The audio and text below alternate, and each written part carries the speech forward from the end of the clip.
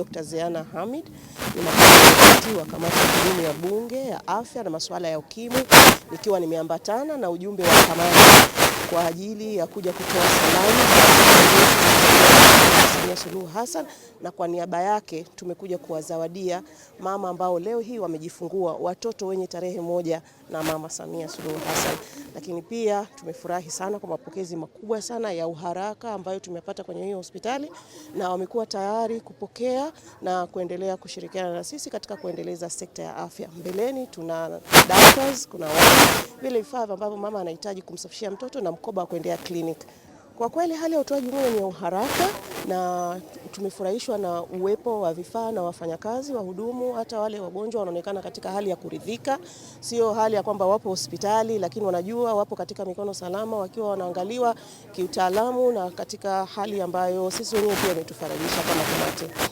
Sekta ya afya kwa kweli imeandaliwa mipango lukuki kupitia ilani yetu ya Chama cha Mapinduzi ambayo tumeanza kuitekeleza, lakini toka ambapo tumefungua hii awamu ni tayari tumeanza kuona mambo mengi makubwa yameanza kufanyiwa kazi, likiwemo la kwanza la bima ya afya kwa taifa, ambapo kutakuwa na kipaumbele cha mahususi cha watoto na watu wa kaya ambazo hazitojiweza.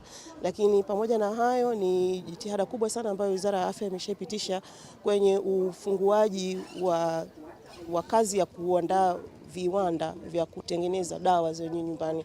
Sasa haya ni mambo ambayo huko nyuma tulikuwa tukipata shida nayo sana, tunaagiza dawa nyingi kutoka nje, asilimia takriban 80-90, lakini sasa hivi tunategemea kwa kipindi kifupi sana tutazalisha hata asilimia 65 dawa zikiwepo nyumbani. Hii bima ya afya yenyewe pia inaambatanwa na mipango mikakati ya kuboresha huduma za afya, kuanzia upatikanaji wa wataalamu wa kisasa katika sekta zote, katika ngazi zote, kuanzia taifa hadi kwenye hospitali za wilaya na za TAMISEMI. Lakini pia tumeona mikakati ya kitafiti ambayo inakwenda kulenga kutoa huduma za afya za kisasa, mifumo ya kidigitali, pamoja na kumpatia huduma kila mwananchi wa Tanzania bila ya kujali kipato chake, uwezo wa fedha. Pamoja na kutembelea hospitali kwa wodi ya wazazi, kuona mama na watoto, pia tumepata fursa katika hospitali hii kupandisha miti ya matunda mbalimbali. Tuna miparachichi, tuna mizambarau, tuna miembe, lakini hii yote ni katika kumuunga mkono mama yetu Daktari Samia Suluhu Hassan katika siku yake ya kuzaliwa ambayo ina theme pia ya mazingira. Amepanda miti kule Zanzibar, na sisi tukasema kwa vile tuko bungeni hatuna haja ya kuacha hii siku ikatupita, tusichukue fursa hii kupanda miti hapa ambayo itabakia kuwa ni kumbukizi ya jitihada za kutunza mazingira, kuweka mazingira ya afya na kuhakikisha tunakuwa katika utamaduni wa kuwa na Tanzania ya kijani. Tumefanya uwekezaji mkubwa wa trilioni 6.7 na kila mwezi tunatumia zaidi ya bilioni 200 kwenye sekta hii ya afya. Tunaona ni jinsi gani rais wetu mpendwa anavyoijali sekta hii ya afya.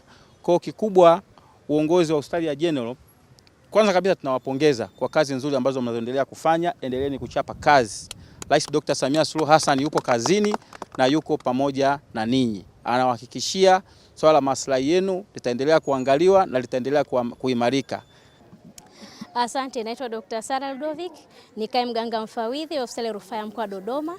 Siku ya leo tunapenda kuchukua nafasi hii kumpongeza sana Dr. Samia Suluhu Hassan, Mheshimiwa Rais wetu, lakini pia tunapenda kuishukuru sana ugeni wetu huu wa kamati ya afya na masuala ya ukimwi kwa ugeni wao huu wa kumwakilisha rais wetu katika kuwazawadia watoto waliozaliwa katika siku yake hii muhimu.